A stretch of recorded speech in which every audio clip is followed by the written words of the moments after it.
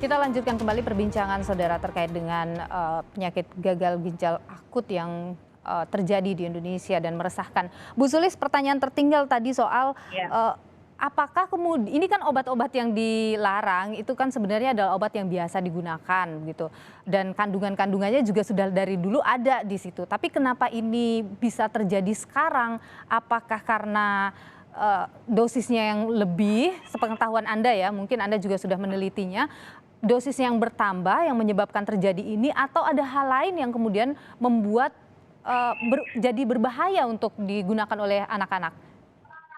ya, sebetulnya memang ini masih menjadi pertanyaan kita bersama ya. Ini Mhm. pertanyaan sejuta umat ini, Pak. Karena Iya selalu benar, ditanyakan, dulu nggak apa-apa kok sekarang jadi apa-apa gitu ya. mhm, Nah dan itu cepat ada lagi. beberapa, iya dan cepat. Dan ini memang banyak faktor, tapi misalnya kita lokalisir adalah itu adalah faktor obat misalnya, maka memang ada kemungkinan ya. Misalnya mungkin eh, ada perubahan sources misalnya, perubahan sumber untuk bahan baku. Karena kan bahan baku itu setiap batch itu mungkin kan mungkin bisa berbeda ya atau ada perubahan begitu. Nah, kemudian ketika mungkin ya kurang ada kontrol kualitas dari bahan baku tersebut sehingga tidak mengecek adanya cemaran misalnya, ini tentu saja perlu di cross check pada industri farmasi masing-masing ya. Mhm. Maka ini mungkin akan menjadi masalah gitu. Jadi mungkin pada batch tertentu, jadi mungkin batch yang dulu masih aman gitu. Kebetulan misalnya menggunakan bahan baku dari satu sumber tertentu. Ini misalnya loh Mbak, kalau misalnya itu bisa terjadi ada perubahan sources misalnya ya. Sehingga kemudian tidak dicek atau kurang dicek karena merasa itu sama, kemudian digunakan dalam formulasi dan ternyata menjadi ambangnya melewati dari ambang batas. Itu kemungkinan pertama.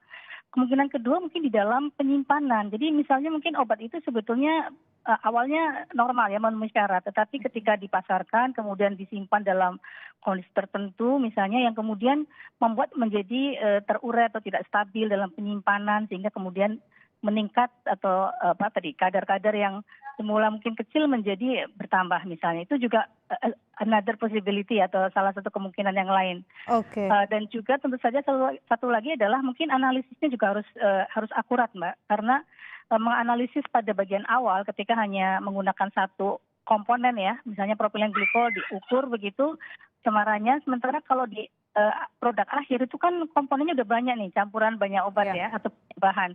Sehingga harus ada metodologi atau metode analisis yang akurat untuk memastikan mengukur secara kuantitatif. Sekali lagi kuantitatif, tidak hanya ada deteksi ya, ada atau tidak bukan, tetapi jumlahnya berapa. Ini yang saya kira tantangan juga untuk mengukur secara kuantitatif dari cemaran tersebut. Karena kalau itu masih di bawah ambang sebetulnya kan masih bisa diterima. Makanya kemarin Badan POM kan sudah memeriksa sekian, sebagian ada terjumpai ada cemaran tetapi masih di bawah ambang batas sehingga tidak ada masalah. Tetapi ada 5 kemarin yang dirilis oleh Badan POM Oke. ternyata melebihi ambang batas begitu. Oke, jadi ini harus dicari tahu juga ya Bu, teliti dengan baik oleh pemerintah. Di prospek Bun ke industri farmasinya juga, iya. Betul. Bu Sulis, kemarin juga Menko PMK sempat bilang ya kalau diawasi juga karena bahan baku ini juga impor. Itu juga berpengaruh kah, Bu? Saya kira hampir 90% bahan baku obat kita Heeh. mengimpor, Mbak.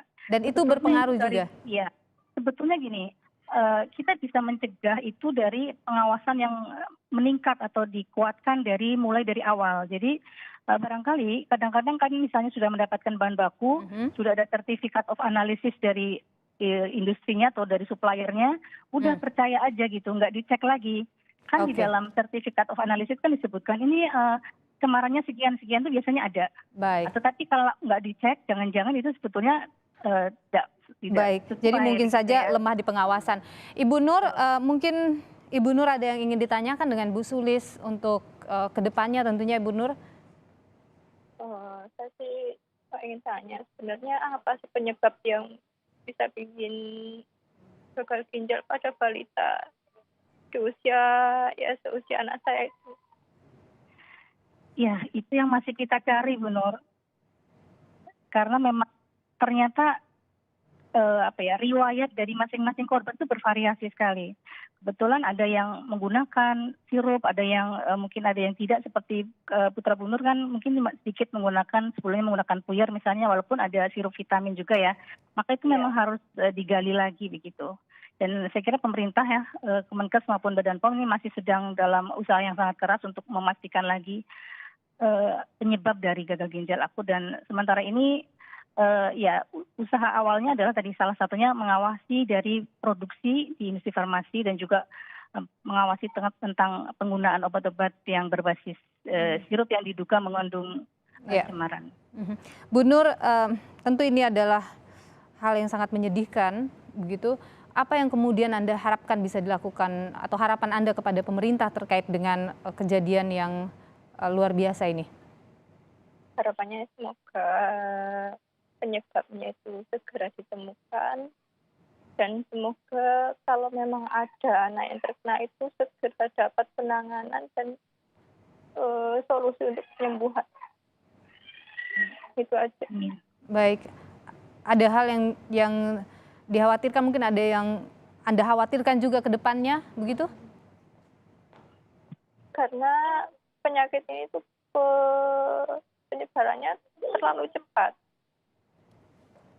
Baik. Bahkan kita sendiri kan nggak tahu kita salah makan apa, minum obat apa, tiba-tiba aja dia langsung kayak gitu. Itu hanya bikin shock para orang tua kan seperti itu. Baik. Bu Sulis, terakhir, apa yang harus dilakukan oleh pemerintah saat ini? Apakah dengan menyetop saja peredaran obat-obat itu artinya sudah sudah boleh dikatakan cukup menenangkan publik? Saya kira justru mungkin akan membuat kegaduhan juga sebetulnya kalau tidak selektif dalam cara untuk menghentikan, karena kan sebetulnya saya yakin tidak semuanya, semua bentuk sirup itu pasti akan memiliki resiko cemaran yang seperti itu, karena yang beredar adalah semua sediaan cair begitu ya. Padahal yang sediaan cair itu kan sebenarnya macam-macam, Mbak. Tidak hanya sediaan sirup yang diduga mengandung atau mungkin mengandung cemaran tersebut. Sehingga mungkin saya kira kita masih menunggu, walaupun pemerintah sudah secara proaktif sekali ya sudah merilis ada 102, itu kita tunggu masing-masing perlu dicek lagi apakah memang mengandung cemaran yang di atas ambang atau tidak.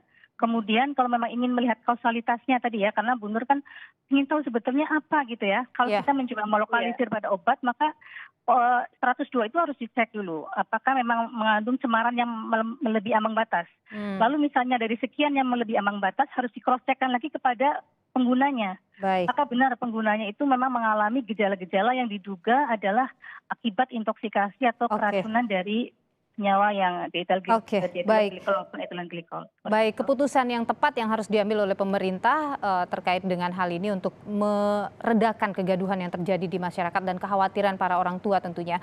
Profesor Sulis Ikawati, Guru Besar Farmasi UGM, terima kasih atas waktunya. Ibu Nur Amalah, terima kasih juga atas waktunya. Sekali lagi kami mengucapkan duka yang mendalam atas kehilangan Anda dan juga keluarga. Semoga selalu dikuatkan Ibu dan keluarga. Terima kasih Ibu, sehat selalu.